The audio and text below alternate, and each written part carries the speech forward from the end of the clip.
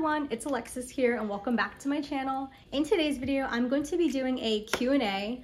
So I asked you guys on my Instagram about some questions that you want to ask me, and I said that I would answer them in my upcoming video. So here's me answering all your guys' questions. So yes, so I'm going to pull up my phone and I'm just kind of read off the questions to you guys and give you guys my answers. So without further ado, let's get into this video. I'm going to try to read your guys' Instagram names, so I do apologize if I don't pronounce them right. So the first question I'm going to be answering is from my Instagram, and her name is Daisy's Twos.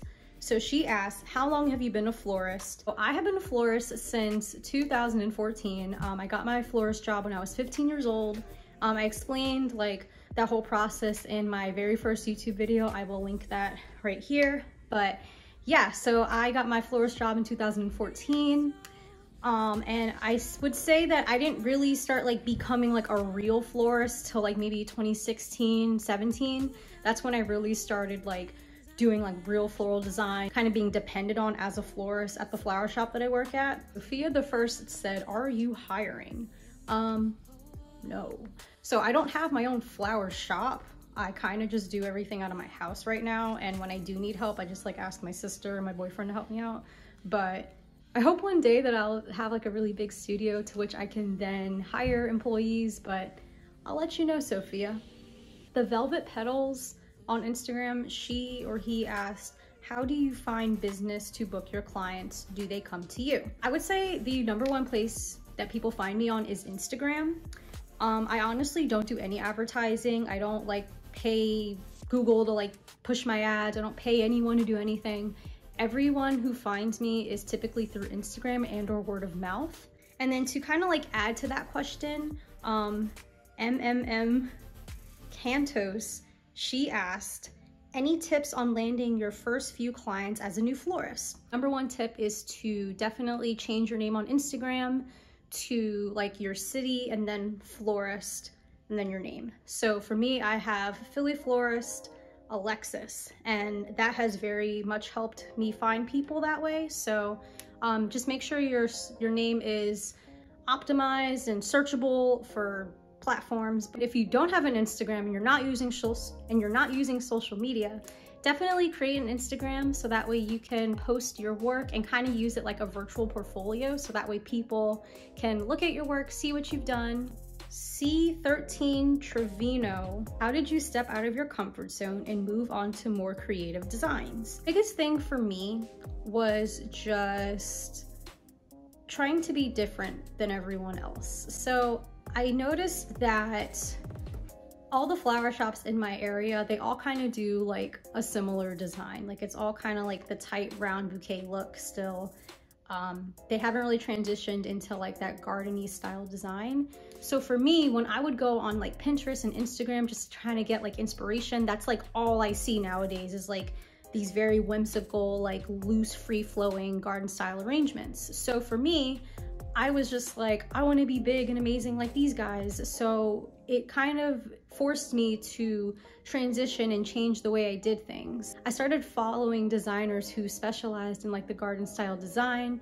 Then there I was able to watch their videos, learn from them, and kind of adopt and make that my go-to design for all my work. I wanted to stand out and I wanted to be different than everyone. So that was a very important thing for me to do. So yeah, I'm very creative and I like standing out. So that is what really helped me get out of my comfort zone.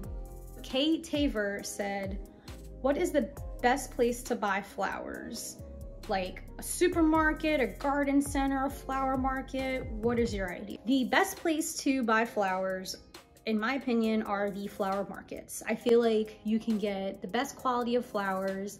They typically are flowers shipped from all over the world. My personal experience, getting flowers from a flower market is the best way to do that because you can buy things in bulk, and usually the types of flowers that they send you are really high quality and they will last a long time. So I do sometimes get my flowers from markets, grocery stores, but I really try not to. When you're just trying to experiment and you're trying to teach yourself, definitely just go to the the supermarket and just grab a little bit of like just a bunch of daisies and some roses, just so you can play with things and it won't cost you so much. But if you're doing like a real wedding, a real event, anything like that, always go to a wholesaler so that way you can get the best quality, high quality blooms. Now, as far as like farmers markets and like flower gardens go, you can find some pretty good like locally grown blooms sometimes. The only problem with those is that sometimes, and it's like a good thing that they don't do this, but people don't use preservatives on some of the locally grown blooms that they sell, so they usually don't last as long. So if you are like making a bridal bouquet and you need it to like last and look beautiful for a couple of days, then, you know, maybe try not to use those locally grown blooms because they do typically die faster because there's usually no preservatives or anything killing it. But yeah, it's helpful. So definitely a flower market would be my first choice. I would say like locally grown farmers market flowers are my second choice. And then my third choice is supermarket flowers, but only resort to supermarkets if you absolutely have to. So Victoria Monodragon, if I said that right, I'm so sorry you guys, I'm like totally butchering your guys' Instagram names, but Victoria asks, do you know of any POS system to use for a flower shop? POS system is like the system that you use to track all of your flower sales and data and just try to figure out like how much money you made. So I use Square. It works for me. I like it because I can use a little insert thing for my phone so I can like swipe people's cards and all that, but it's very useful. Now we're gonna go into my YouTube questions. So M. Williams asks, what are some good tips on how to accomplish the garden style wildflower look? So I've said this a bunch of times in my other videos, but I'm gonna say it again for William because he asked. But my number one tip to making like a key good garden style signature arrangement would be to have your flowers on different heights and levels. Do not make your flower arrangements tight and round. Tight and round is not what we're going for here. We are going for a very loose, asymmetrical, gardeny, boho kind of look. So I always recommend to place things on different heights and levels. Placing things on different heights and levels gives the bouquet a lot of dimension, depth, so something to think about. Colin Q asked, how did you / do you price your flower arrangements for your business? So I do have an entire video on how I price my flower arrangements, but just to kind of give it like a little quick overview, I would say that it's a lot of looking at invoices and it's a lot of math. So just to kind of quickly go over it, what you do is you go on your invoice and you see that you bought a bunch of daisies for 10 bucks. You get 10 stems of daisies. So you do 10 divided by the 10. So you do $10 divided by the 10 stems, and that gives you $1. So that's $1 for the daisy stem at wholesale price. Now, in order to get the retail price of that one single flower, you're going to multiply it by 3 or 5, depending on the area you live in.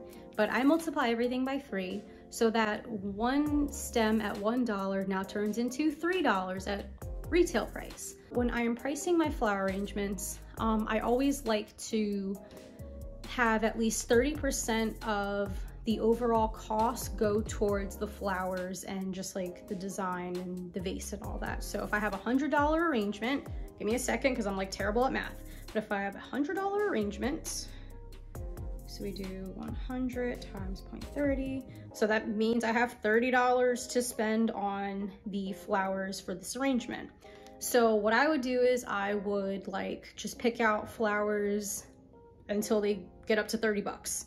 So it is a lot of like looking at your invoices and then like doing some math. But if you want a more descriptive and detailed video on that, I will link that in the description box below because I do have an entire like how to price your flower arrangements video. I do have that already, but I'll link that below. But that is what I do. And then, so someone already asked this question, but I'm gonna just restate it. Elegance Florals asks, how do you advertise your business to get more frequent customers? I don't do any advertising at all.